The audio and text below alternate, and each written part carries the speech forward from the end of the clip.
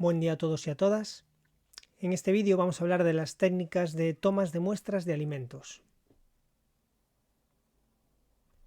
Los contenidos del vídeo van a ser primero una serie de conceptos básicos, después hablar un poco de lo que son la toma de muestras, qué es la toma de muestras, cuáles son sus objetivos, los tipos de muestreo que existen y qué es un plan de muestreo.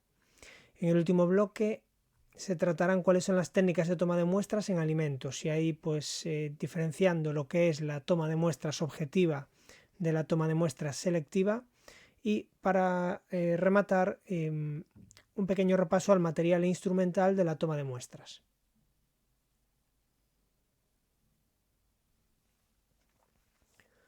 El primer concepto básico es definir lo que es el muestreo. Hay que decir que la toma de muestras es el acto de seleccionar una porción o un número de recipientes o unidades de un producto de un determinado lote de un mismo producto alimenticio. ¿Por qué se hace esto? Normalmente por criterios económicos, por la imposibilidad de realizar un análisis de todo el lote, es decir, porque la cantidad de lotes es excesivamente grande como para hacer un análisis en todas sus unidades, y no resultaría económicamente viable hacerlo así. Además se estropearía. En muchas ocasiones la toma de la muestra implica el deterioro o que haya que desechar una parte de ese lote. La finalidad de esta técnica o de este muestreo sería conocer la calidad de un lote de productos o controlar un proceso, para lo que se examina un pequeño número de unidades del producto en cuestión, es lo que llamamos muestra. De manera estadística y por extrapolación se infiere la calidad higiénico-sanitaria de toda la partida de ese producto, es decir, de todo ese lote. Se puede inferir cuál es su calidad a través de un análisis de calidad de una pequeña parte del mismo, lo que consideraríamos muestra.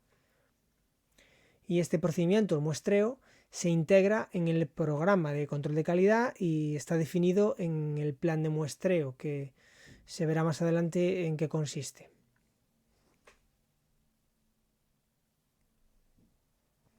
Otro concepto básico es el plan o programa de muestreo.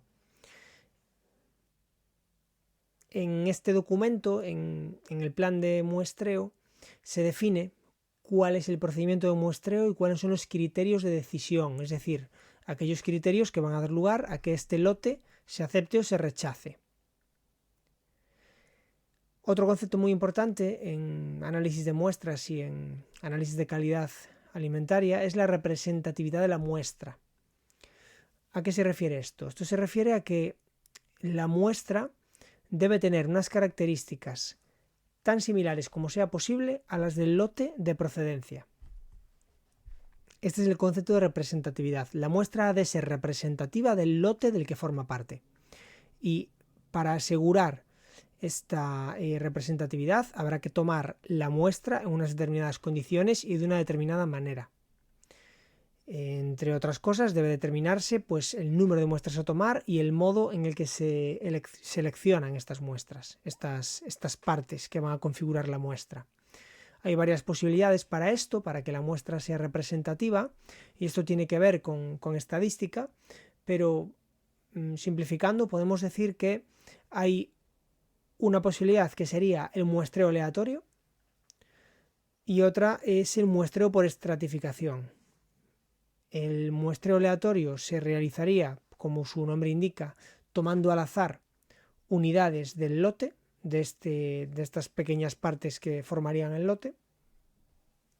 Y el muestreo por estratificación es similar, lo que pasa que lo que se hace es tomar una muestra aleatoria de cada sublote. Esto podría ser si tuviéramos un lote constituido por otras unidades que podemos llamar sublotes y dentro de esas unidades hay otra vez unidades más pequeñas. Un ejemplo puede ser un palé en el que hay varias cajas de cerveza o varios bricks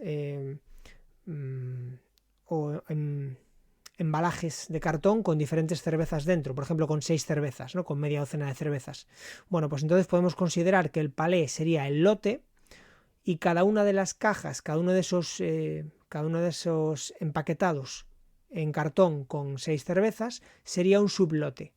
El muestreo por estratificación significaría que se toma una muestra aleatoria de aquellos sublotes que han sido escogidos. No tienen por qué ser todos. Podrían ser todos si fueran pocos sublotes, pero si hubieran muchos sublotes, se haría un muestreo aleatorio de sublotes, de cajas de cerveza, y un muestreo aleatorio dentro de cada una de esas sublotes, lo que podríamos denominar en conjunto un muestreo por estratificación. El muestreo por estratificación se utiliza para que a la hora de tomar las unidades que van a formar parte de la muestra se puedan obtener las unidades más representativas del total del lote.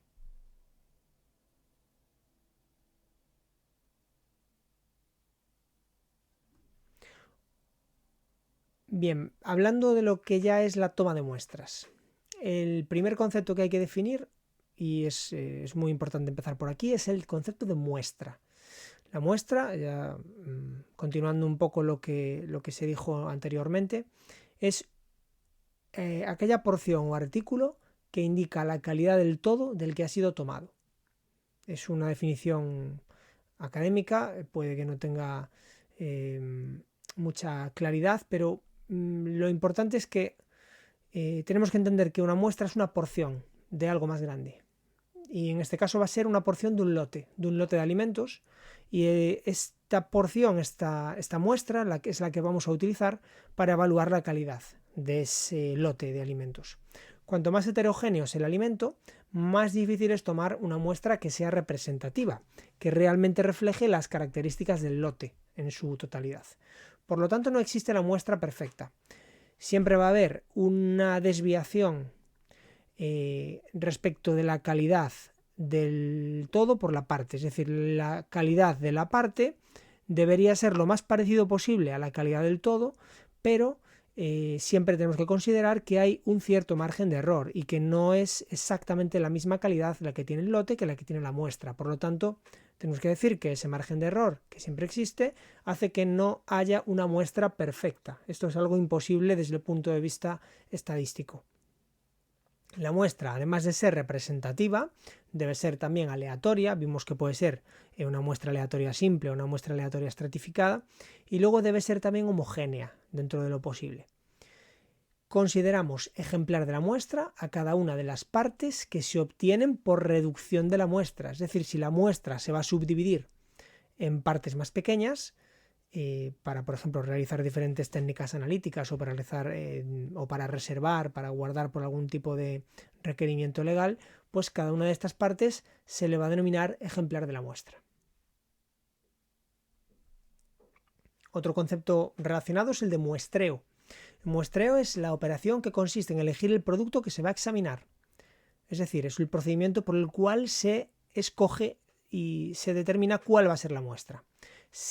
Consiste en separar un número de muestras determinadas y representativas del lote, de la remesa o de la partida a la que pertenece el producto.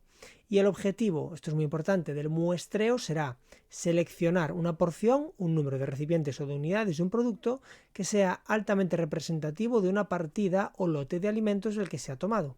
Es decir, volvemos otra vez al concepto de representatividad, que es quizá el más importante de una muestra, que debe ser representativa o lo más parecida posible a las características del lote original, o de la partida o de la remesa de alimentos original.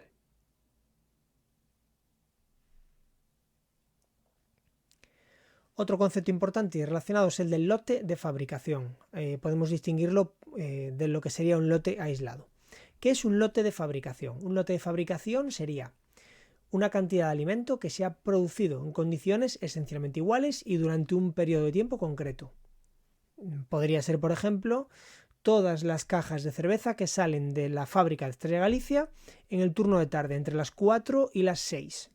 Pues es posible que todas las cajas que salen en ese intervalo de tiempo, en ese turno, tienen unas condiciones de producción esencialmente iguales y que se establecen en ese periodo de tiempo. Entonces, por lo tanto, van a ir rotuladas para la trazabilidad de este producto, van a ir en su etiquetado, van a llevar cuál es el lote. Y es muy fácil trazar y determinar cuál fue la fecha, cuál fue la hora, cuál fue el turno y cuál fue, por ejemplo, el personal que estaba trabajando cuando se llevó a cabo la fabricación de ese lote, de esa partida de productos.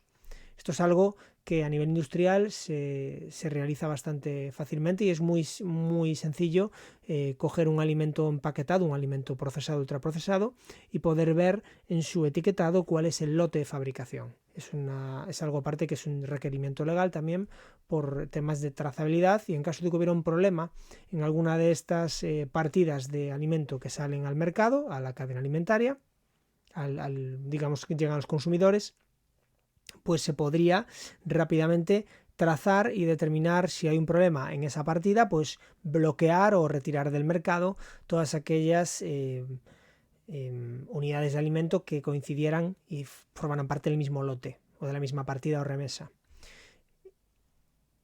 Dentro de un mismo lote, pues lo normal es tomar entre 5 y 10 muestras, aunque esto vamos a ver que también tiene algo más de posibilidades. Esto puede ser una norma general, pero que aplicará o no en función de muchas características. Y por lote aislado vamos a definir como aquella colección de unidades de un determinado producto que se examina para concretar la aceptabilidad del mismo. Es decir, es un concepto como un poco más contenido, un poco más pequeño que el lote de fabricación. El lote aislado puede ser, por ejemplo, siguiendo con el ejemplo de la fábrica de cerveza Estrella Galicia, por ejemplo, pues si en un turno de tarde durante 3 horas de trabajo salen 700 palés, me estoy inventando el número, no lo desconozco, pero imaginemos que salen 700 palés con cervezas. Bueno, pues esos 700 palés pueden considerarse, por ejemplo, un lote de fabricación, van a ir todos con el mismo código de lote de fabricación, y si tomamos uno de estos palés para examinar y hacer un control de calidad, pues podemos considerar ese palé como un lote aislado. Es decir, podemos decir que el lote de fabricación estaría configurado, estaría compuesto por múltiples lotes aislados que en cualquier momento pueden apartarse y servir de control para hacer pues determinaciones analíticas o controles de calidad que resultaran pertinentes.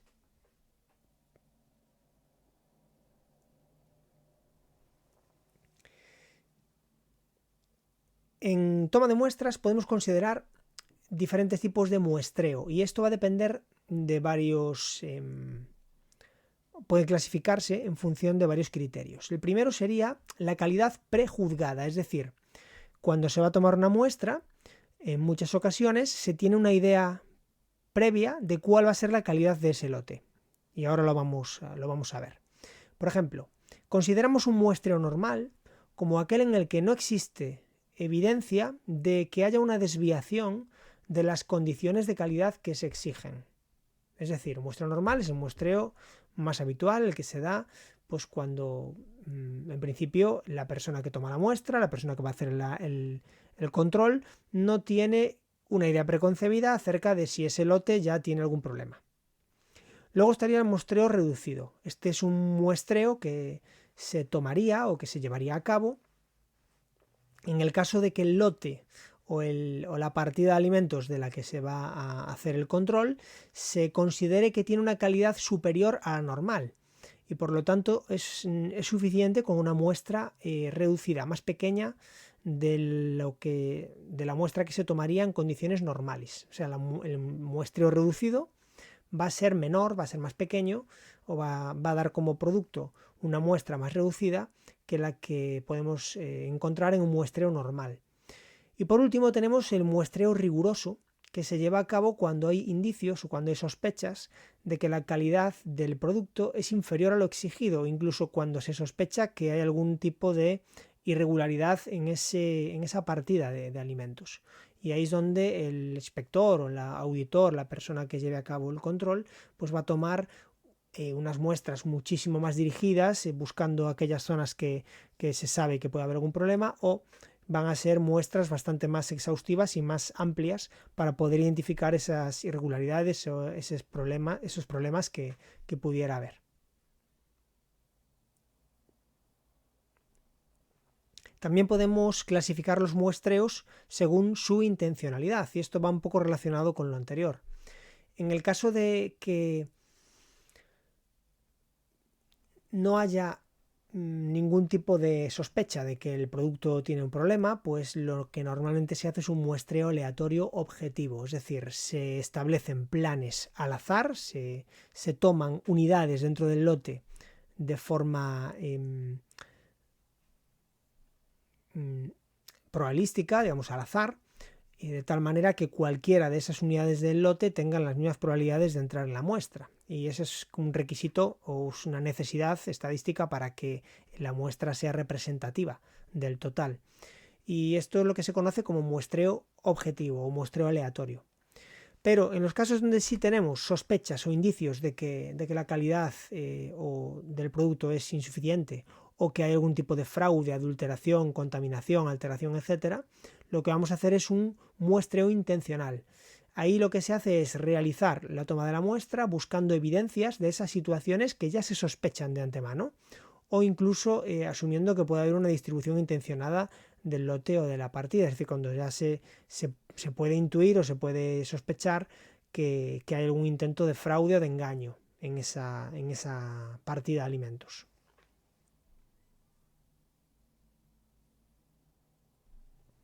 Después también podemos dividir o clasificar los muestreos en función del número de muestras. Y ahí tenemos, por ejemplo, muestreo simple, en el cual se analiza un único grupo de unidades, es decir, se toma una sola muestra.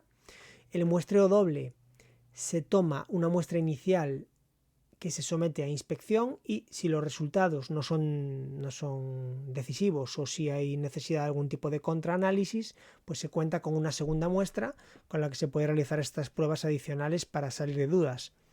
Y por último el muestreo múltiple, en el que hay varias muestras que están formadas por un número pequeño de unidades. Lo más habitual es que la muestra se tome a veces incluso por triplicado y esto va a tener mucho que ver con la normativa vigente al respecto, porque en un sistema de garantías, cuando la administración, por ejemplo el Consejería de Sanidad toma una muestra en una partida de alimentos, el productor de estos alimentos tiene derecho a que se tome más de una muestra en ese acto de muestreo, en esa inspección, para que haya muestras de respaldo a las que se pueda realizar un segundo, tercero, incluso análisis dirimente en caso de que el análisis inicial diera un resultado con el que esta persona no está de acuerdo. Y es también un poco en el sistema de garantías que permite pues esta protección también de los productores de alimentos y de las empresas del sector agroalimentario.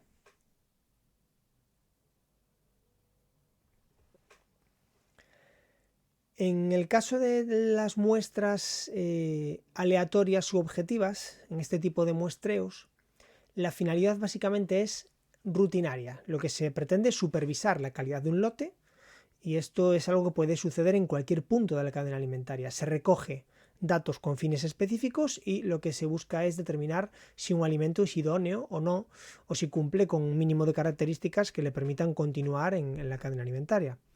El lugar donde se hace este tipo de inspecciones o muestras o se toman estas muestras aleatorias subjetivas, pues normalmente cerca del consumidor, en las fases de distribución y venta. Suelen ser inspecciones que se llevan a cabo, pues, como digo, cerca del consumo, en las fases de distribución y venta. Cuando el producto es importado, también se pueden hacer este tipo de inspecciones, este tipo de muestras de tipo aleatorio u objetivo. También se pueden hacer cuando los productos son importados en las fases en las que llegan al fabricante o a la empresa que está manejando ese producto. Y el procedimiento pues básicamente pasa por elegir unidades al azar a partir de tablas matemáticas, de números aleatorios. Hoy en día también se puede hacer mediante aplicaciones informáticas de estadística que permiten realizar este tipo de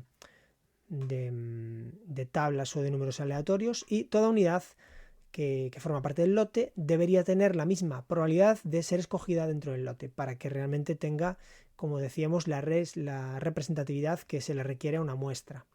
Y una vez que se hace esto, se siguen las indicaciones de los planes de muestreo y del libro de técnicas para análisis del Ministerio de Sanidad, en el que aparecen, por ejemplo, cuáles son las determinaciones analíticas que hay que hacerle a cada tipo de alimento. En caso de que nos encontremos en un muestreo intencional o selectivo, ¿cuál es la finalidad? La finalidad aquí es documentar, ilustrar, poner de relieve las condiciones no satisfactorias que son observadas por el inspector o que son sospechadas por el inspector o por la persona que realiza esta auditoría o control de calidad. También es una finalidad de este tipo de muestreo permitir que el análisis en laboratorio se realice para que el alimento que no tiene una calidad suficiente pues se pueda poner patente esta circunstancia y retirar ese alimento de la cadena alimentaria o tomar las medidas que sean oportunas, que podrían incluso ser medidas de tipo sancionador para aquellos agentes de la cadena alimentaria que han tenido responsabilidad en esto. ¿El lugar donde se realiza esta toma de muestras? Pues en cualquier punto de la cadena alimentaria, siempre y cuando existan esas sospechas, ¿no?, de que pueda haber algún problema de calidad. El procedimiento en este tipo de toma de muestras se suele realizar cuando hay una reclamación, bien por parte de clientes, personas consumidoras de ese tipo de estos alimentos, o que exista algún tipo de observación o algún indicio que es percibido por las personas que realizan las inspecciones de tipo rutinario en cualquier punto de la cadena alimentaria. Se trata de una toma de muestras dirigida, en este caso va directa a aquellos puntos en los que se identifica que puede haber una merma de calidad, siempre a partir de informaciones, indicios, etc., ¿no? El interés de dirigir la toma de muestras de esta manera, o el objetivo, es aumentar la probabilidad de detectar productos defectuosos cuando se realiza este tipo de controles.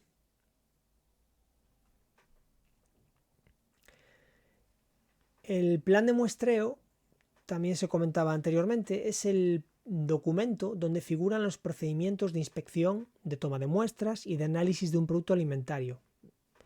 Ejemplos, pues por poner solo un par de ejemplos, el plan de muestreo de las galletas María doradas de la fábrica X de la marca Cuétara. Es decir, si la empresa que fabrica galletas Cuétara tiene una fábrica, pues muy probablemente tenga planes de muestreo de todos los productos que desarrolla, de todos los productos que produce.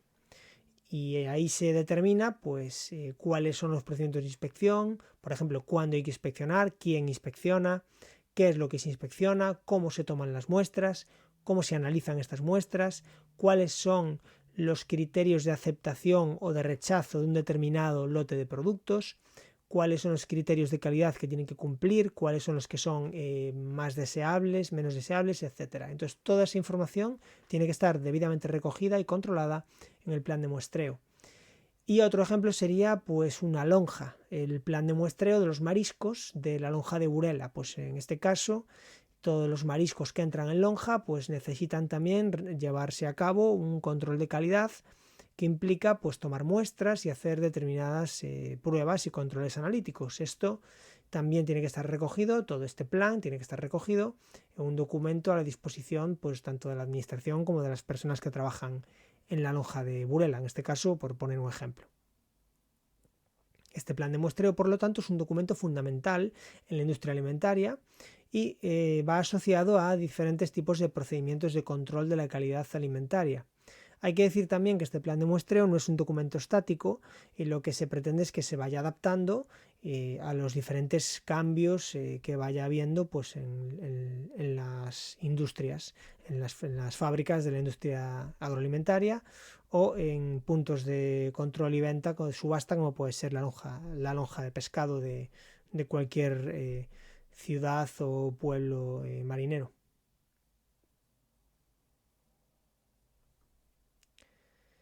¿Qué aspectos tiene que concretar este plan de muestreo?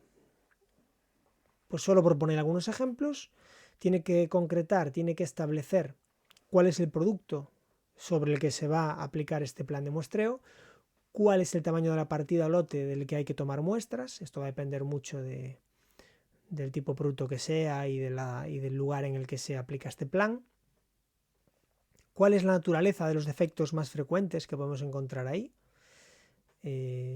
Cuál es el grado de riesgo que tiene este tipo de alteraciones en la salud humana, cuál es la potencialidad de fraude que puede darse o que pueda haber en ese producto, los criterios de aceptación y rechazo y, por supuesto, el grado de confianza analítica que se requiere para que los resultados del ensayo, de las analíticas que se van a realizar, sean considerados o sean dados como válidos. Bien, ¿cómo se tomaría una muestra objetiva? Una muestra al azar. Si no existen indicaciones específicas en el plan de muestreo, se toma la siguiente regla general. Se recoge un número de muestras equivalente a la raíz cuadrada del número de unidades del lote para el muestreo. Es decir, se toma el número de unidades que tiene el lote y se aplica la raíz cuadrada. En algunos manuales se establece también que se tome la raíz cuadrada de la mitad de unidades del lote para su muestreo. En este caso, para el ejemplo que nos ocupa, pues vamos a, o para las instrucciones que se van a comentar aquí, pues diremos que es la raíz cuadrada del número de unidades del lote. En lotes que son espectacularmente grandes o que tienen una cantidad pues muy grande de unidades, este número puede reducirse, como digo, pues por ejemplo haciendo la raíz cuadrada de la mitad. En lotes muy grandes no deben recogerse menos de 12 unidades para hacer la muestra, pero tampoco más de 36. Esto viene siendo hay una pequeña horquilla ahí que nos da un poco de flexibilidad y que permite pues también adaptarse al tamaño del lote. Cada muestra debe proceder de un recipiente diferente. Y en lotes de producto a granel, lo que se toma es una muestra de 2 kilos. Es un poco también una norma general que también tendrá que adaptarse a lo que venga establecido en el plan de muestreo. Pero es una cantidad que se puede aplicar pues fácilmente, pues tomar 2 kilos. Cada submuestra, en caso de que esta muestra tenga que dividirse, pues se empaqueta por separado, de forma aséptica y bien etiquetada, evitando que se contamine de forma cruzada con otros productos y pudieran afectar a los resultados analíticos. ¿Qué sucede con la toma de muestras selectiva? Cuando ya sospechamos o tenemos indicios de que hay algún problema de calidad y esta muestra tiene que ser más dirigida. Bien, pues si nos encontramos con alimentos contaminados por roedores, cosa que puede suceder, por ejemplo, en sacos de cereal, lo que se recomienda inicialmente es hacer un examen perimetral. Si este grano está en un silo, se hace un análisis del perímetro de donde está el grano, hasta donde podemos alcanzar. Y si está almacenado en sacos, exactamente lo mismo. Se hace un control del perímetro de donde están colocados esos granos. Y ahí se realiza una observación directa y se realiza una observación con linterna ultravioleta, con una linterna de luz negra. De esta manera, no solamente por el perímetro, sino también entre los sacos y entre aquellos lotes que se puedan manejar. ¿Qué se busca? Se busca signos de excrementos, de sacos mordidos o nidos de roedores, etc. ¿Por qué se utiliza una linterna ultravioleta? Resulta muy útil para identificar restos orgánicos, que pudieran ser, por ejemplo, restos de orina de roedores.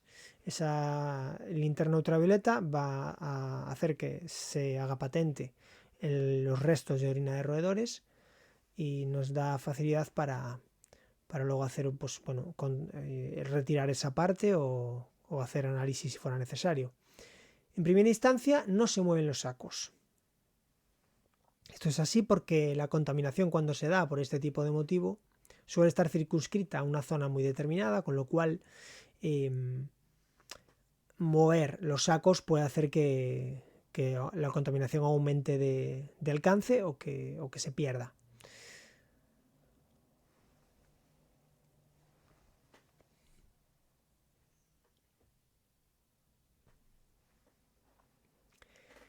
Si se encuentra una mancha de orina, que es algo que puede suceder en lugares donde hay contaminación por roedores, se toma una muestra en esa zona, se practica un agujero en el saco alrededor de la mancha y se toman las siguientes muestras y se meten en sus recipientes adecuados.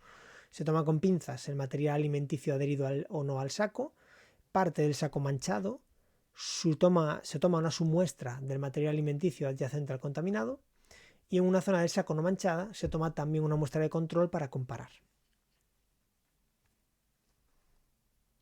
¿Qué sucede en aquellos alimentos que están infestados por insectos o por arácnidos? Esto puede suceder también, por ejemplo, en donde se almacenan cereales.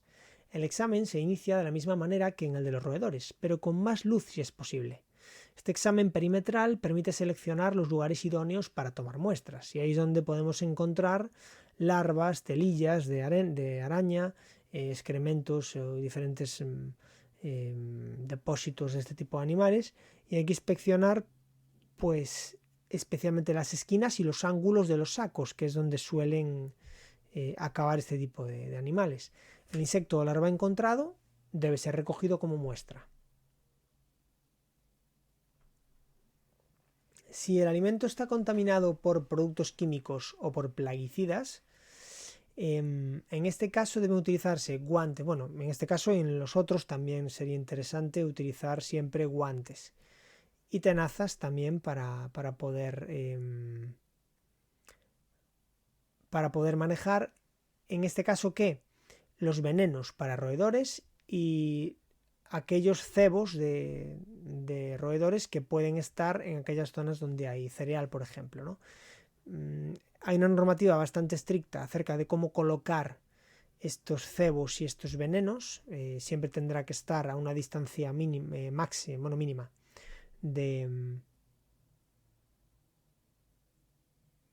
del depósito de alimento donde están los alimentos, y luego pues cuando se manipula pues hay que hacerlo con seguridad.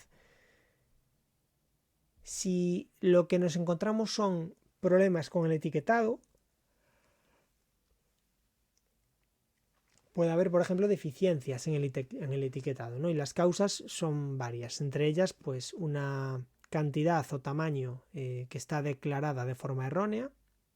En estos casos no se requiere análisis, o que existen especificaciones de ingredientes que son erróneas. En este caso sí que se requiere un análisis para ver realmente si esta declaración de ingredientes es certera o no.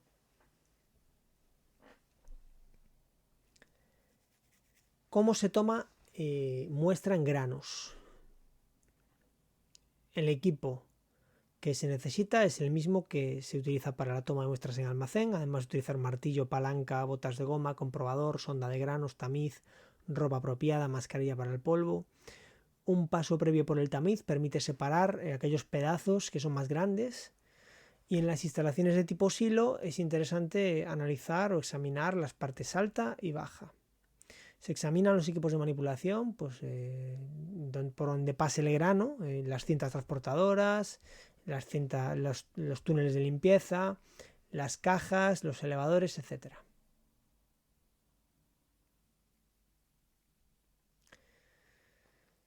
Y también continuando con los granos cereales, pues es importante también tomar muestras para detectar aflatoxinas.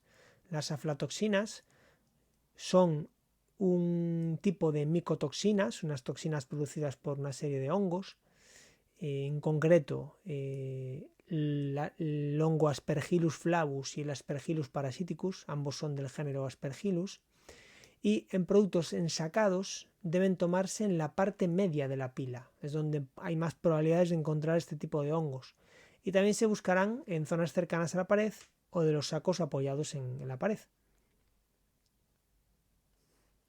Si se trata de grano o harina, lo mejor es emplear un comprobador.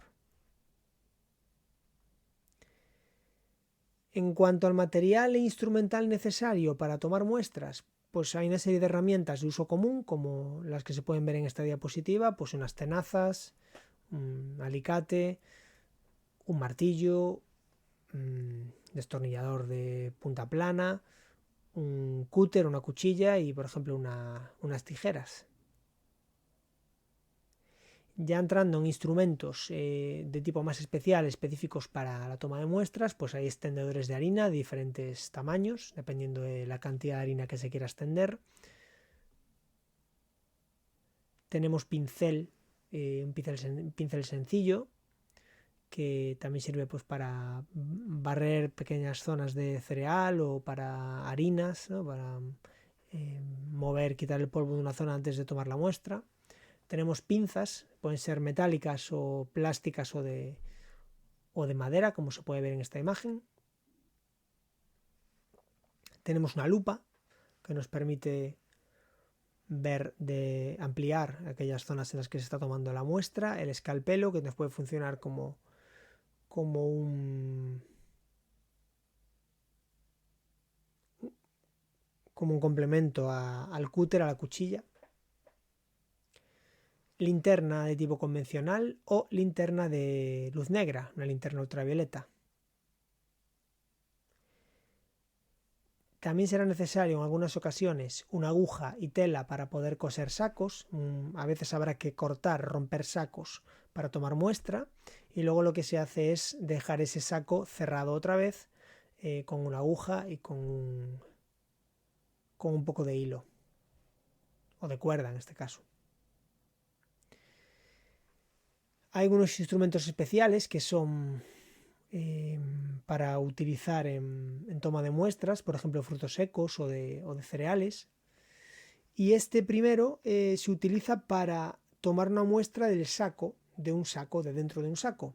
Y además nos permite tomar incluso la muestra de la parte central del saco, no de la parte periférica, de la parte más interna de donde está el producto.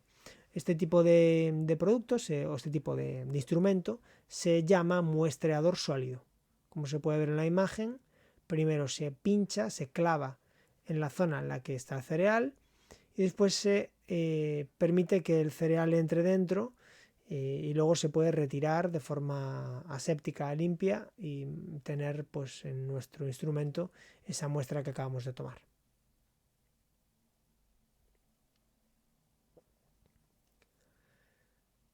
Aquí hay dos imágenes más de muestreador sólido. Hay diferentes tamaños y diferentes diseños adaptados un poco a aquel grano, aquel cereal, incluso aquel fruto seco que es objeto de que sería objeto de la muestra, de la toma de muestras. Y aquí tenemos también muestreadores, en este caso de harina polvo. Hay también varios diseños. Son similares a los muestreadores sólidos que se veían anteriormente en diapositivas anteriores, y este pues está un poco más diseñado para introducir o para extraer harina o polvo.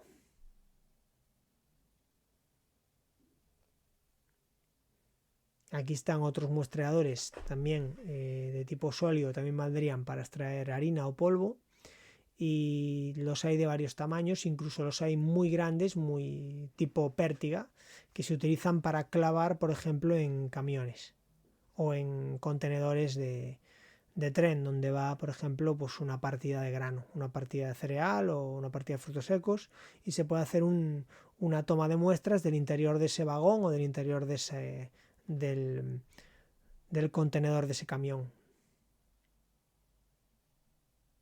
Aquí vemos un ejemplo de cómo con este muestreador de pértiga se toma pues una muestra de alimento del centro del contenedor del camión.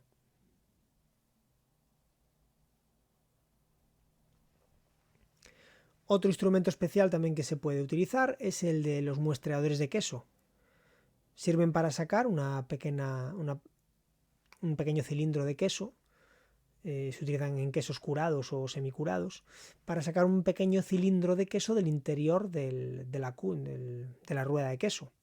El interés de esto es sacar una muestra de este queso sin dañar o sin estropear las características, o afectando lo menos posible las características del queso. Si hubiera que cortar el queso a la mitad para sacar una muestra, se podría deteriorar, se contaminar más fácilmente. Si lo que hacemos es simplemente perforar un agujero en el centro, pues el resto del queso va a quedar muchísimo mejor y en unas condiciones mucho más aceptables para su consumo, y no se va a alterar tanto.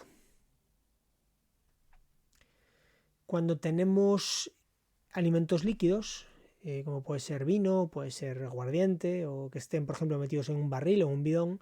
Se puede utilizar este tipo de muestreadores que son muy cómodos, o sea, para meter, por ejemplo, en el agujero superior de un barril se puede meter y se saca una muestra. A veces incluso puede buscar la muestra de la parte inferior del barril, de la parte más baja del barril. Y también se van a utilizar tamices para separar las porciones de alimento más gordas, de más calibre, de aquellas porciones como más finas. Por ejemplo, podemos tamizar harina para encontrar cuerpos sólidos en el centro, ¿no? Si hay algún tipo de cuerpo sólido.